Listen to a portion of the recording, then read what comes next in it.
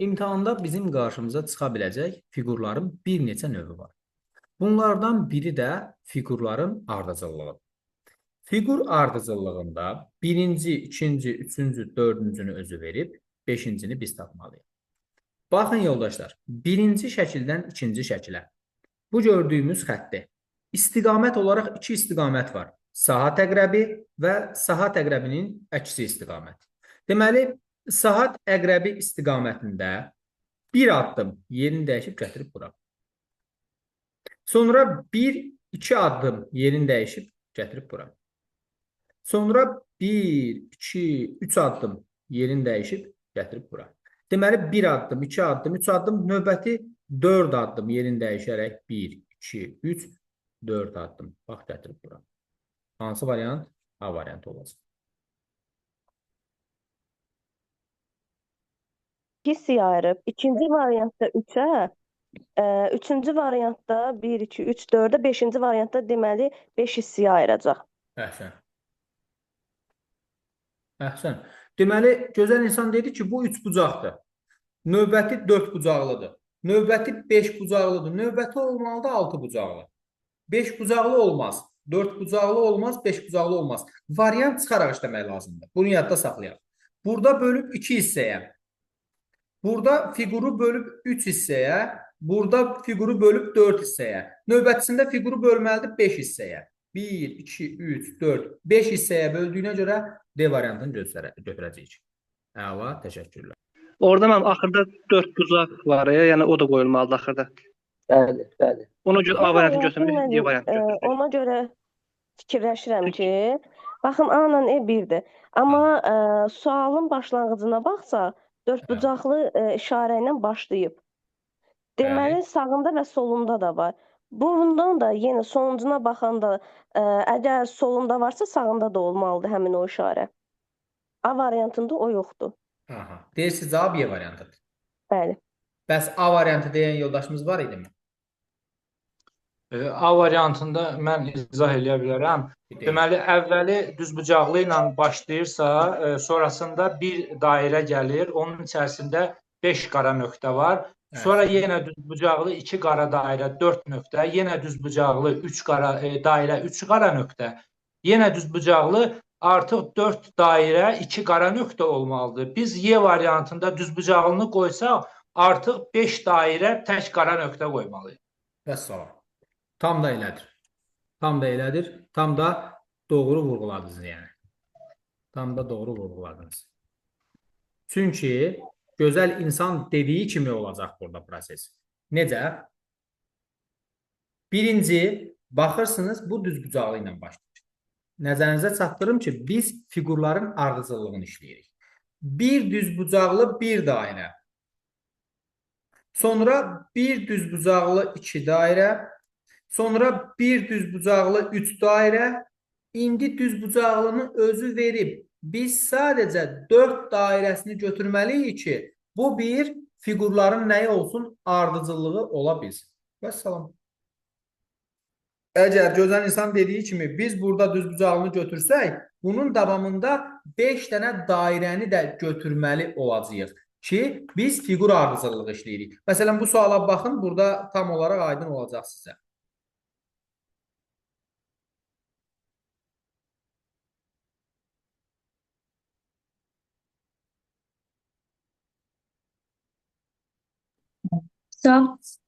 Burada artıq Y variantıdır məncə. Bəli, doğru deyirsiniz. Çünki bunu mən izah edim. Bir düzbucaqlı bir dairə. Bir düzbucaqlı 2 dairə, daha doğrusu bir kvadrat bir dairə. 2 kvadrat bir dairə, 3 kvadrat bir dairə. Növbəti olmalıdır 4 kvadrat bir dənə də dairə. Çünki biz fiqur ardıcıllığı işləyiriksə, hər biri müəyyən bir qanuna uyğunluğa əsaslanmalıdır. Və fiqurlarda növbəti növlərdən biri olan fiqurların cədvəl içərisində verilməsidir. Yəni, bu cədvəl içərisində veriləndə buna sətir boyda baxmaq olar və yaxud sütun boyda baxmaq olar.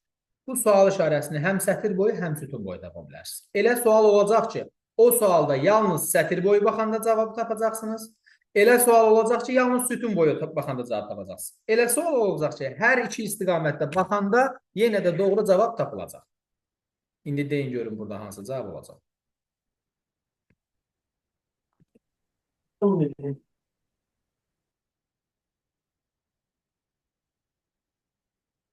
Olacaq.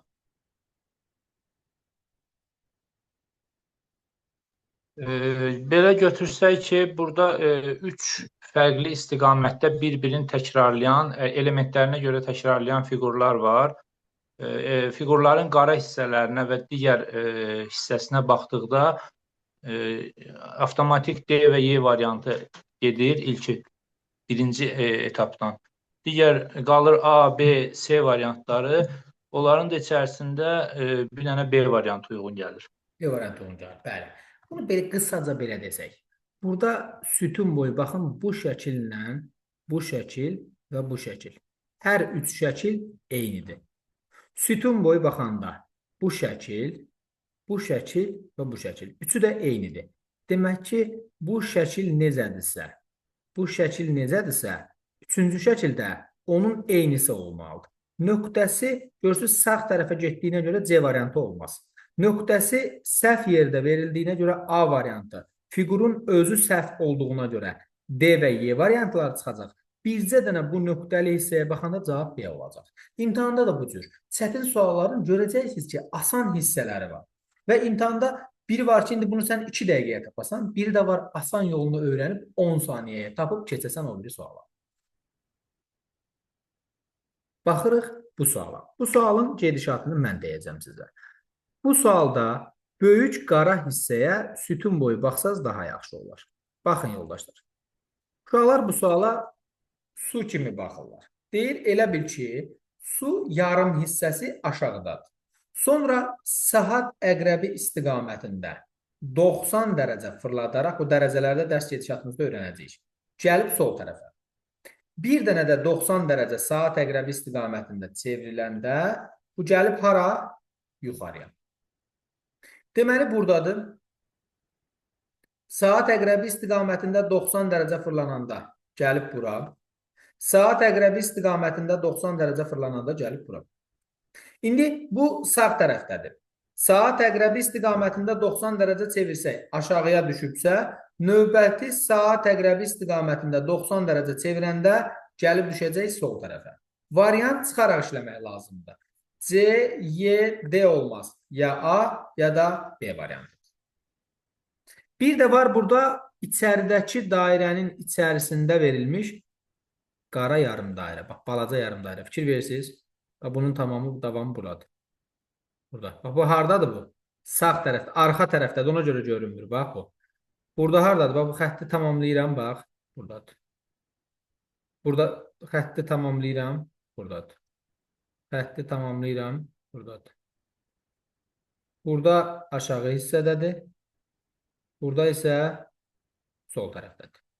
Deməli, buna isə sətir boyu baxsaz daha yaxşıdır. Sətir boyu saat əqrəbi istiqamətində 90 dərəcə çevirir. Soldaydı, gəlib yuxarıya. Sonra gəlib hara? Sağ tərəf. Və salam. Buradadır, saat əqrəbi istiqamətində 90 dərəcə çevirəndə gəlib bura. Saat əqrəbi istiqamətində 90 dərəcə çevirəndə gəlib bura. İndi bu aşağı hissədədir. Saat əqrəbi istiqamətində 90 dərəcə çevirəndə gəlir sol tərəfə. Bir dənə də saat əqrəbi istiqamətində 90 dərəcə çevirəndə hara gəlir? Yuxarı hissəyə gəlməlidir. A ilə B variantı arasında qalmışdıqsa, bax bu qara yuxarı hissədə olan B variantıdır. Deməli cavab B-dir. Bəs A-da hardadır? A-da bax buradadır.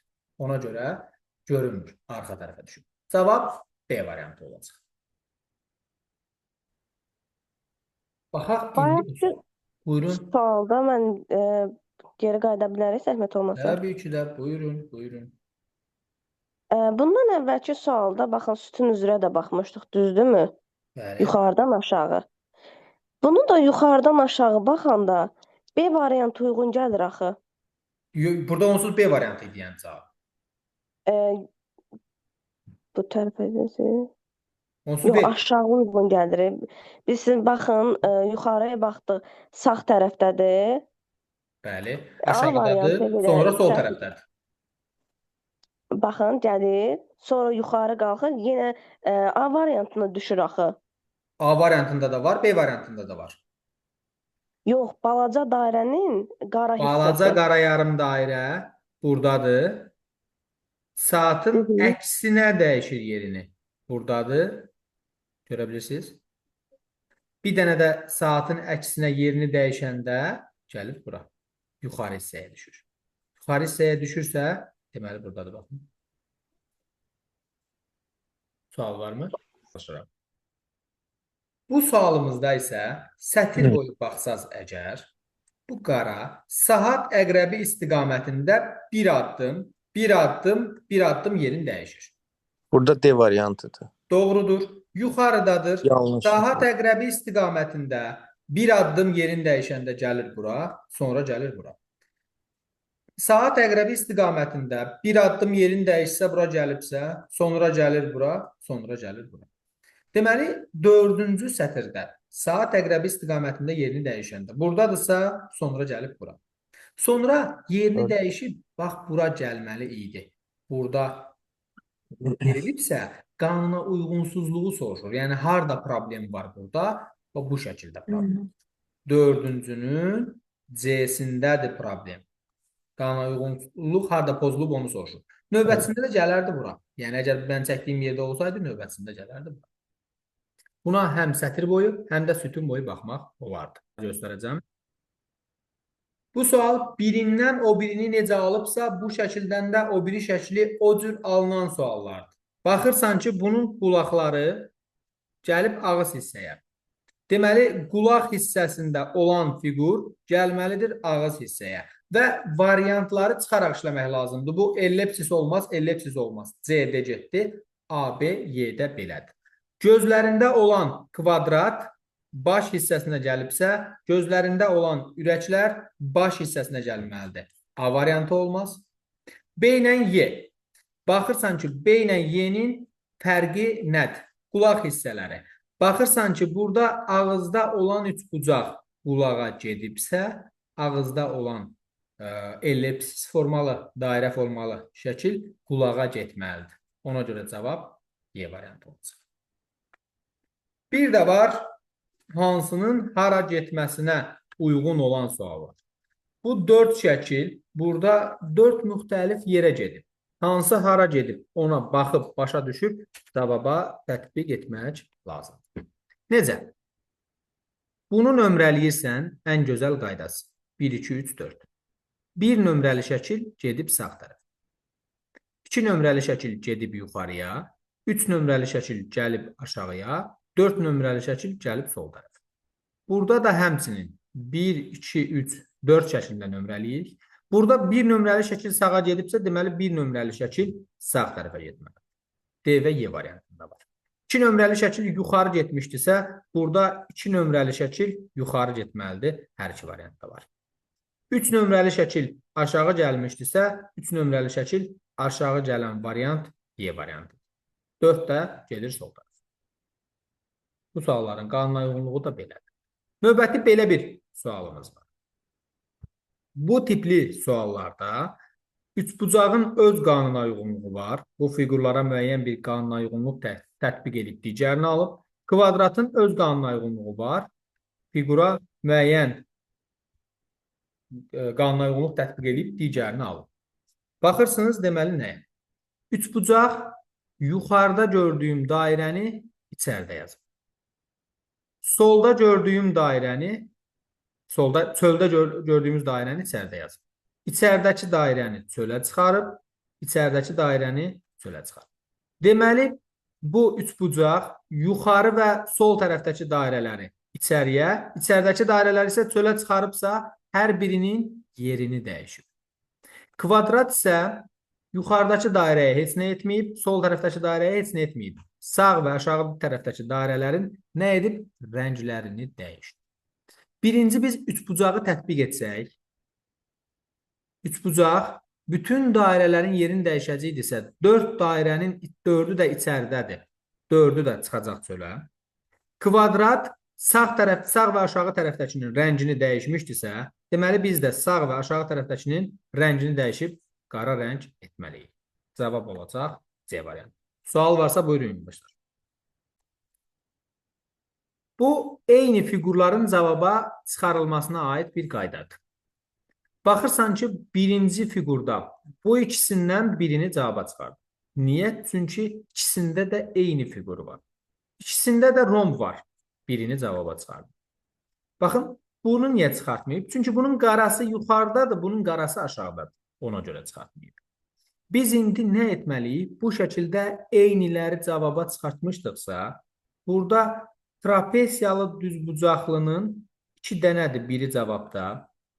Burada, bax, bu sağda gördüyümüz ellips şəklinin 2 dənədir, biri cavabdır. Və salam. Bəs bunu niyə götürməyib? Çünki bunun nöqtələri aşağıdadır, bunun nöqtələri yuxarıdadır. Bu bir-birindən fərqlidir. Fərqlilər götürmək olmaz. Fiqurlarla bağlı sonuncu sualımızı yazıram sizlə. Nöqtə vergül o deməkdir ki, birinci şəkildən digərini bax, başa düş, necə alıbsa, bu şəkildən də digərini həmin qanuna uyğunluğa əsasən yaz. Baxıram ki, bu kvadratı tərpətməyib, yerində saxlayıb. Deməli, biz də bu kvadratı tərpətməyib, yerində saxlamalıyıq. Variant çıxaraq işləmək lazımdır. Gözəl insanlar, yadınızda saxlayın. Bu üç variant getdi. Ya A, ya D variantı. Sürətli olmaq üçün bunu etmək lazımdır. Bu da iki cür istiqamət var. Biri var saha təqrəb istiqaməti, biri var saha təqrəbinin əksi istiqaməti. Fiqurlara sağa gedir, sola gedir, yuxarı gedir, aşağı gedir cümlələrini istifadə etməyin. Saha təqrəbi istiqamətində bu dairəni bircə addım yerin dəyişib burada yazıbsa, biz də bu dairəni saha təqrəbi istiqamətində bircə addım yerin dəyişib bax burada yazmalıyıq. Hansı variantda var? D variantında var. Deməli, D sizin cavabınızdır. Sual varmı?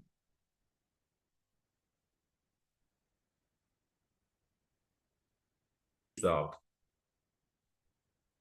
Bu sual qəbul sualıdır.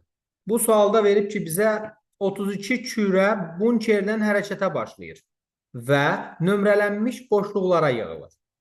Hər dəfə maneə ilə rastlaşanda kürələrin yarısı maneədən sağa, yarısı sola dağılır.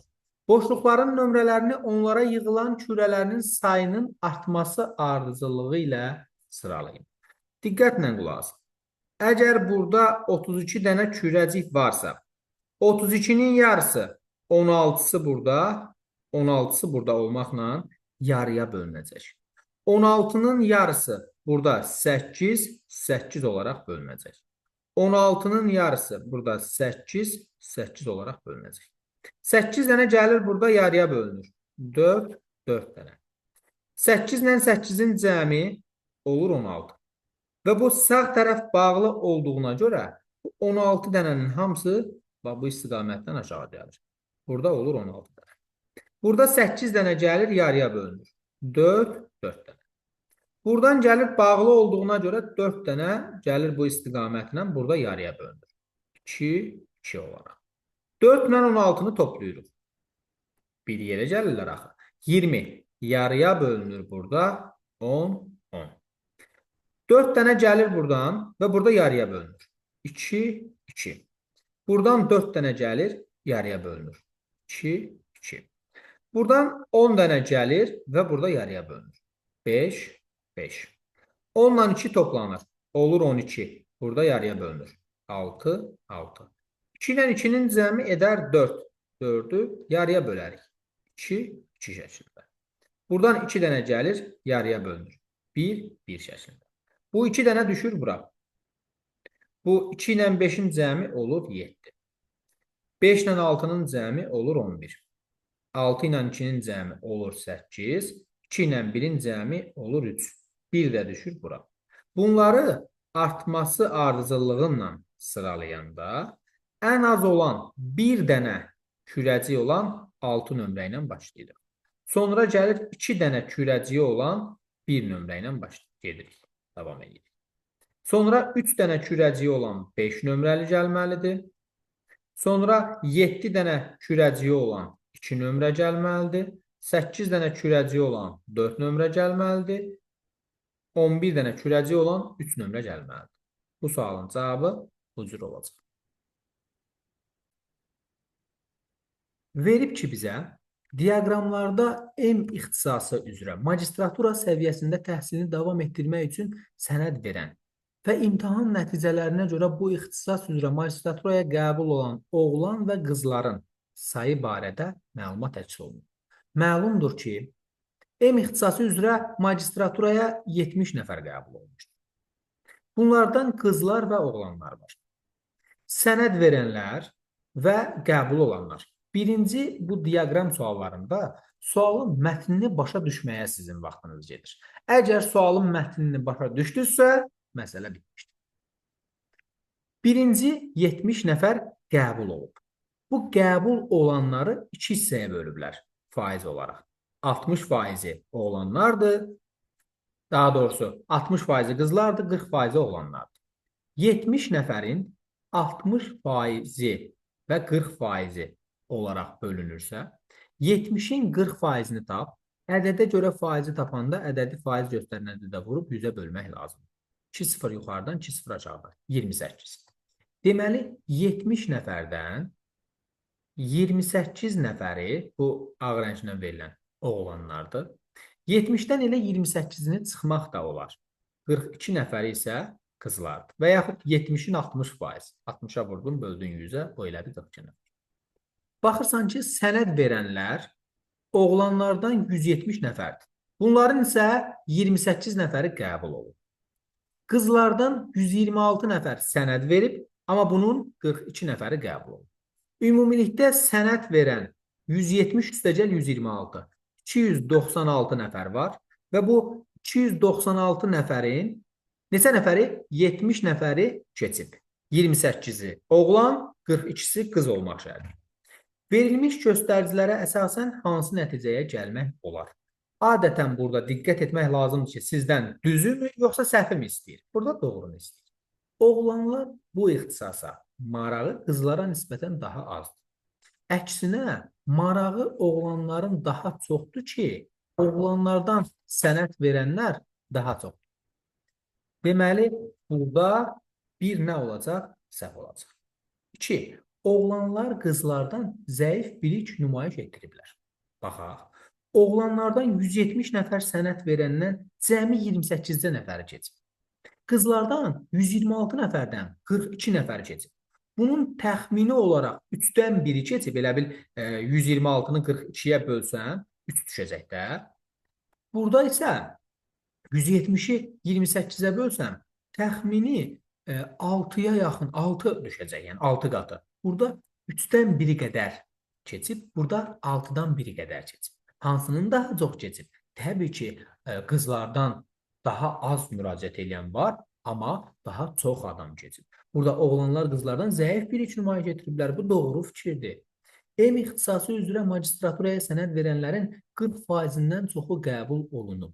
Ümumiyyətlə, sənəd verən 296 nəfərdir. Bunun 70 nəfəri keçibsə, faiz deyəndə 296-nı götürüb yazıram 100%. 70-i isə yazıram x%. Çarpaz vurub x tapıram. Bu təxmini olaraq 23% eləyəcək. 23% nə qədər tamı da var. Amma bu 40%-dən çox olub deyir. Yalan deyir axı. Sənəd verən hər 3 qızdan biri M ixtisası üzrə magistraturaya qəbul olub. Bəli, burada 42 nəfər qəbul olub və ümumi sənəd verəndə 126 nəfər idi. Sənəd verəni ümumiyə bölsək, 42-yə ixtisar gedəndə qalacaq 1/3. Yəni 3-də 1. 3-dən 1-i həqiqətən neyməyib? Magistraturaya qəbul olub. Hər sənəd verən 3 nəfərdən biri buranın qəbul olan namizədi. Cavab olacaq 2 və 4. Doğru cavab 2 və 4-dür. Buyurun, sualı olan varsa desin yazar. 541-ci sualda bizə verib ki,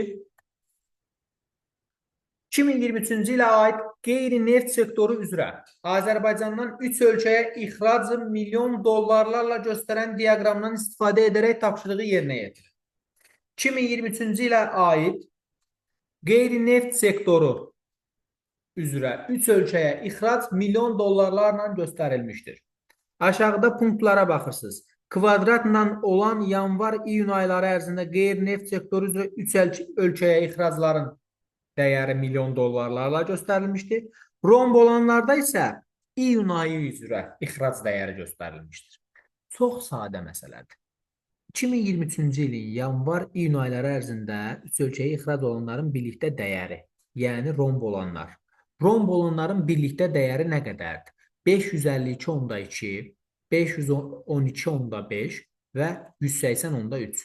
Bu üçünün cəmi bərabərdir 1245.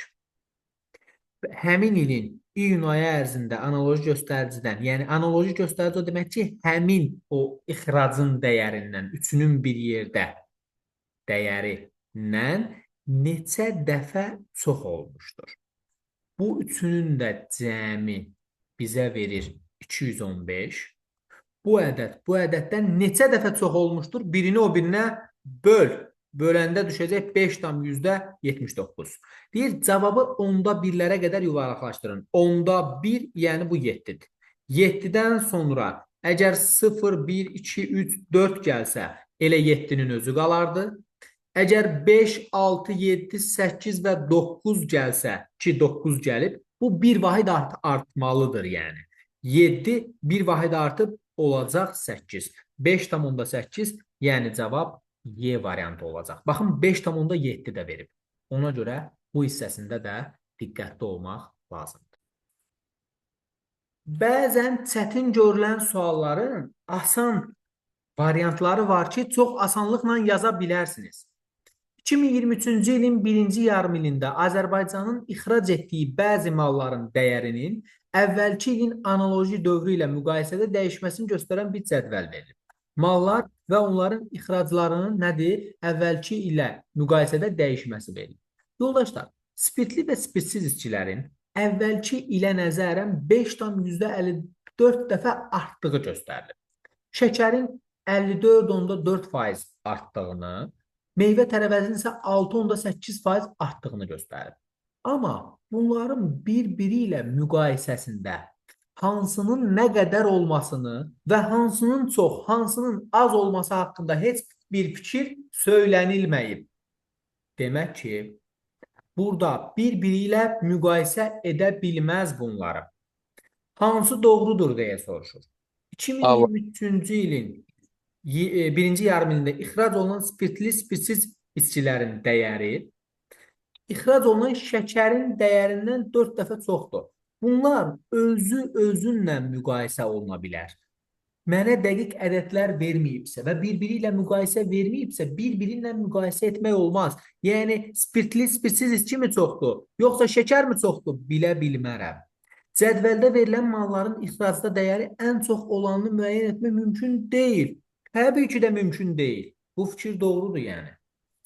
2023-cü ilin birinci yarımında ixrac olunan şəkərin dəyəri meyvə tərəvəzinin dəyərindən 6 dəfə çox olub. Bilmirsən axı, sən bunları müqayisə edə bilməzsən yəni. 23-cü ildə meyvə tərəvəzinin dəyəri spirtli, spirtsiz içkilərin dəyərindən 81 dəfə az olmuşdur. Bilmirsən axı, bunları müqayisə etmək olmaz. Meyvə tərəvəzinin ixracda dəyəri ən azdır. Hardan bilirsən? Bəlkə də ən çoxdur. Yəni bunlar haqqında nədir? Müəyyən etmək mümkün deyil. Və salam. 548 rahat şəkildə yazdıq. Sonuncu sualımız olan və müsabiqənin dəfələrlə hər bir mərhələsində, mənatiq təhlil mərhələsində dəfələrlə istifadə olunan bir sualı yazırım. Verib ki, bu sualda bizə 544-cü sualda 2023-cü ilin birinci yarım ilində Azərbaycanda istehsal edilən qızıl və gümüşün miqdarını göstərən diaqramdan istifadə edərək tapşırıq yerinə yetirəcəyik. 2023-cü ilin birinci yarım ilində qızıl və gümüşün kiloqramla miqdarları verilib. Və burada deyir ki, 2022-ci ilin müvafiq dövrü ilə müqayisədə azalmasının faizlə göstəricilərdir. Baxın yoldaşlar, bu hissəyə və bu hissəyə. 2022-dən 23-ə bu 29,6% azalıb. Bu göstərici isə 23-ün göstəricisidir. Həmçinin də burada. Burada isə 22-dən 23-ə 42,5% azalıb. Deməli, necə yazacaq? Bunlar 23-ün göstəriciləridirsə. əvvəlki ilin göstəricisi, yəni 2022-nin göstəricisi 100% olsaydı, bu il 29,6% azalaraq 100-dən 29,6-nı çıx, qalsın 70,4%. Azalaraq kiloqram olaraq nə qədər olmuşdur? 975,5. 70,4 bu ilin göstəricisidir. Və bu ilin göstəricisi ədəd olaraq 975,5 olmuşdur. Keçən ilin göstəricisi 100%. Çarpaz vur, x-i tap. Bu sənə 1385,6 verəcək. Bu 2022-nin göstəricisidir. Bəs 2023-də bir dənə bitirim tam olaraq sonra sualınızı müzakirə edək. Bilmirəm də mədəmim var. İndi gedirəm onu içəm. Bir dənə zəhmət olmasa səsləri bağlayın. Səsi bağlayın zəhmət olmasa. Deməli, 2023-cü ildə 22-dən 23-ə göstərici 42,5% azalıb. Keçən ilki göstəricini 100% yazsam, bu il 42,5% azalaraq 100-dən 42,5-i çıxırsan, qalır 57,5%. Və bu ilin göstəricisi gümüşün miqdarı 1841,3 olub. Bəs keçən ilin miqdarı? Keçən ilki 100 idi. Buna da bir y yazıram. Çarpaz vurub y-ə tapırıq buradan. Bu bizə verir 3202,2. Və bizə deyir ki, 2022-ci ilin birinci yarım ilində Azərbaycanda istehsal edilən qızılın miqdarı gümüşün miqdarının neçə faizinə bərabərdir? Yəni 1385,6 3202,2-nin neçə faizidir? 3202,2-ni 100% götürürəm. Bu ədəd onun neçə faizidir? Deyəndə buna da bir dənə T yaz. Tutaq ki, T faizi. Çarpaz vur və T-ni tap. Bu sənə, yəni 1385,6-nı 100-ə vurub 3202,2-yə böləcəksən. Bu sənə verəcək 43%. Cavab olacaq 43%. Qeyd edeyim ki, imtahanda bunları vurmağınız üçün sizə kalkulyatorlar veriləcək. Yəni rahat şəkildə yaza biləcəksiniz. Hər birinizə uğurlar arzu edirəm yoldaşlar.